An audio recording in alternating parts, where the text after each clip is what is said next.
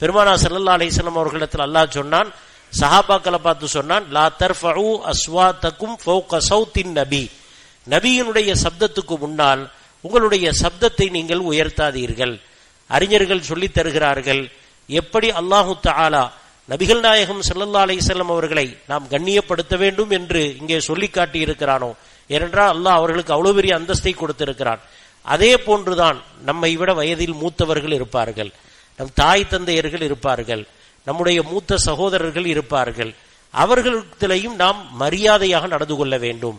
நம்முடைய சப்தம் நம்முடைய தாய் தந்தையினுடைய சப்தத்தை உயர்ந்து விடக்கூடாது. யார் தன்னுடைய குரலை தன் தாய் தந்தையர்களுக்கு குரலை விட உயர்த்துகிறானோ அவன் நிச்சயமாக அவர்களுடைய மரியாதையை குலைத்து விட்டான். தாய் தந்தையர்களிடத்தில் எப்படி பேச வேண்டும் இதன் மூலமாக அல்லாஹ் நமக்கு சொல்லி காட்டுகிறான். எப்படி நடந்து கொள்ள வேண்டும் இதன் மூலமாக அல்லாஹ் நமக்கு சொல்லி காட்டுகிறான்.